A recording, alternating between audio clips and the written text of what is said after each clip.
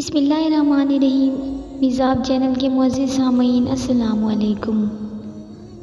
ज़ैनब की मौत की खबर बिजली बनकर गिरी थी। दोनों माँ बेटियां बगैर किसी को साथ लिए रोती पीटती हुई उमर के घर चली गईं और वापसी पर खामोशी से लाश लिए लौट आई थी। ये खबर पूरे गांव में आग की तरह फैल गई। साथ वाले चचा की छोटी बेटी ने ताया के घर आकर इतला दी कि ज़ैनब फौत हो गई है। इतला क्या थी, गोया आसमान था जो सबके सरों पर गिरा था। किसी को भी इस खबर पर यकीन नहीं आया, क्योंकि कल ही तो सबने इसे गली में शरारतें और केलियाँ करते देखा था। सब लोग बदहवासी के आलम में नंगे पांव ज़ैनब के घर दौड़े थे, जहां बरामदे में चारपाई पर ज़ैनब की लाश पड़ी थी। लेकिन एक मिनट, ये ज़ैनब तो नहीं थी, ये तो कोई और ही बच्ची थी। ज़ैनब की शक्ल तो लग ही नहीं रही थी। सर रेड बालों से खाली था, चेहरे पर भवें भी नहीं थी। सफ़ेद दोदिया रंगत नीली पड़ गई थी और हमा वक्त शरारत से चमकती आंखें हमेशा के लिए बंद हो चुकी थी। सीधे साइड का रुखसार इस कदर फूल चुका था और नीला पड़ गया था, गोया किसी चीज़ के सख्ती से काटने से हो जाता है। तायाजाद भाइयों की तो चीखें निकल गई थी, क्योंकि वो सबकी बहुत लाडली थी। जिस्म पर जा बजा जख्मों के निशान। ज़ैनब की ऐसी हालत देखकर घर चीखों से गूंज उठा था। ज़ैनब की ये हालत किसने की? ये तो हमारी ज़ैनब नहीं है। अभी कल शाम ही तो हमारे घर से बर्फ़ लेकर गई है। तायाजाद कज़न ने रोते हुए चची से सवाल किया। कुछ नहीं हुआ है, इससे हैज़ा हुआ है, इसकी वजह से मर गई है। चची बेहिसी से बोली थी, ये इसकी हालत देख रहे हैं आप, ये हैज़ा की वजह से है। हैज़ा की वजह से सर के बाल उतर जाते हैं क्या? चेहरे की रंगत काली पड़ जाती है।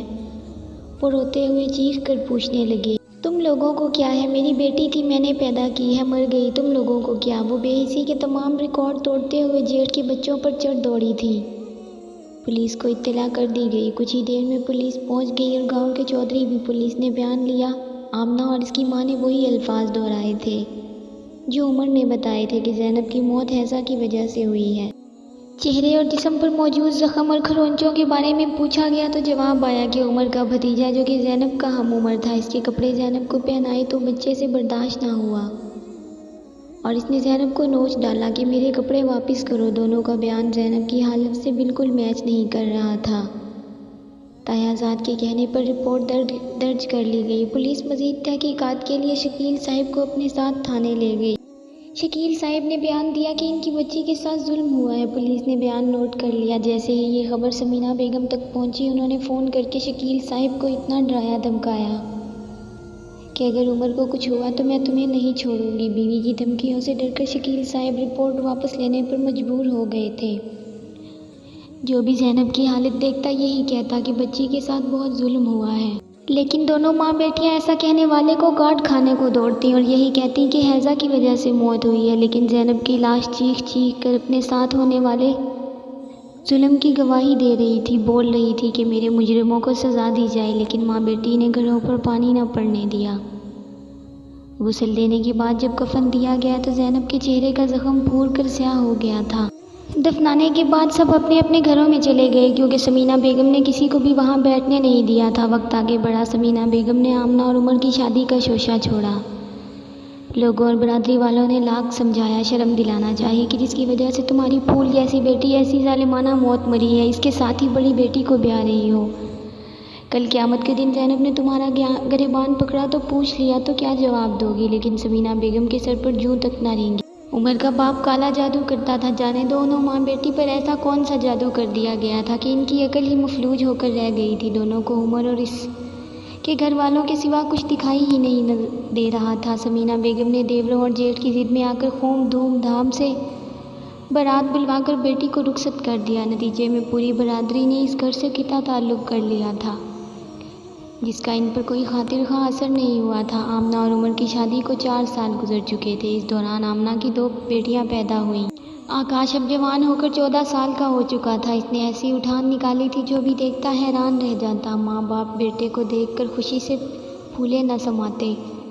मेरा बेटा जब 18 साल का हो जाएगा मैं इसकी शादी कर दूंगी, समीना बेगम ने खुश होते हुए बेटी से कहा। हाँ ठीक है, वैसे भी तुम अकेली रहती हो, बहू आ जाएगी तो घर में रौनक लग जाएगी। आमना ने भी माँ की हाँ में हाँ मिलाई थी। नहीं अम्मी, अभी तो मैं इतना छोटा हूँ, मैंने कोई शादी नहीं करनी। आकाश ने शर्माते हुए माँ की बात की तरदीद की थी। छोटे कहाँ हो, माशाअल्लाह से देखो कितने बड़े हो गए हो। आमना बेगम ने आंखों ही आंखों में बेटे की नज़र उतारी। अच्छा अम्मी, अगर मैं बड़ा हो गया तो उमर भाई को बोलो ना अपनी मोटरसाइकिल की चाबी दे दे। माँ का अच्छा मूड देखकर आकाश ने मक्खन लगाना चाहा। आकाश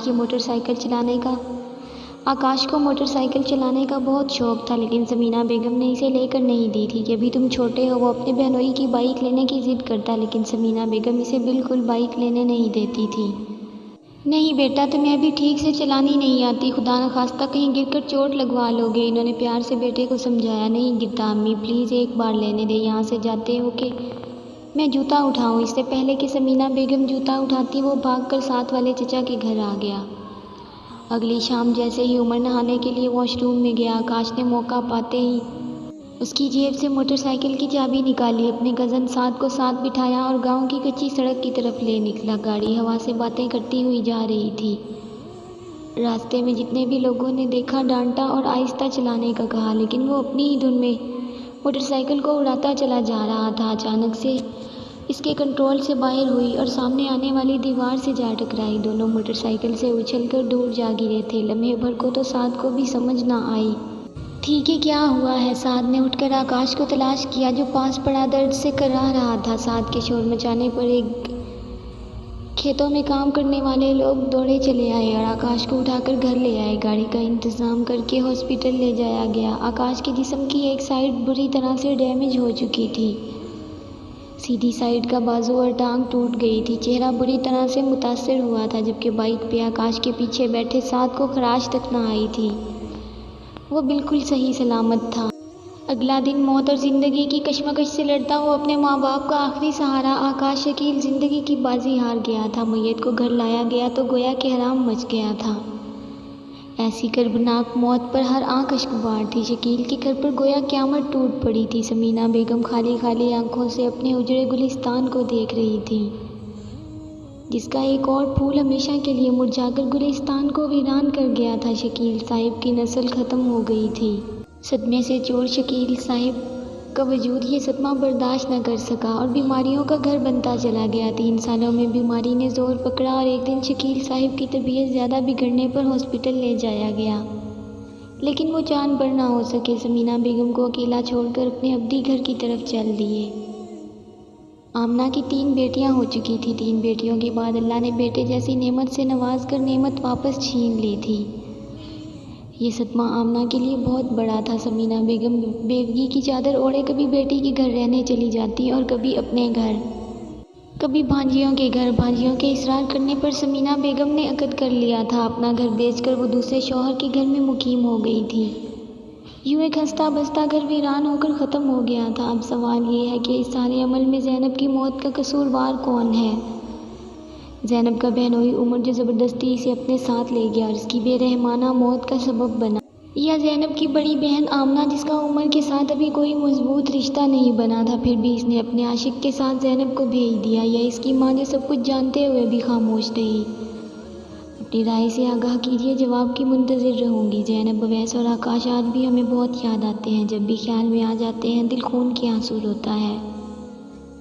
और आखिर में इल्तिजा करूँगी कि ज़ैनब और इसके दोनों भाइयों और इसके वालिद के लिए दुआ कीजिए कि अल्लाह ताला इनके कब्र के मामलात में आसानी करे और इन्हें जन्नतुल फिरदौस में आला मुकाम अता फरमाए। आमीन।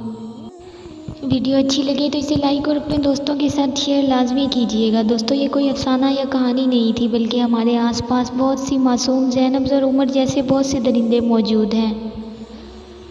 खुदारा अपने आसपास निगाह कीजिए और किसी भी मासूम ज़ैनब को उमर जैसे दरिंदे की भेंट चढ़ने से पहले बचा लीजिए। अगर आप मेरे चैनल पर नए हैं तो चैनल को सब्सक्राइब करें और साथ में लगे घंटी के बटन को ज़रूर दबाएं, ताकि हर नई वीडियो का नोटिफिकेशन आप दोस्तों तक सबसे पहले पहुंच सके। मिलते हैं नेक्स्ट वीडियो में, तब तक के लिए अपना ख्याल रखें और दुआओं में याद रखें। अल्लाह हाफिज़।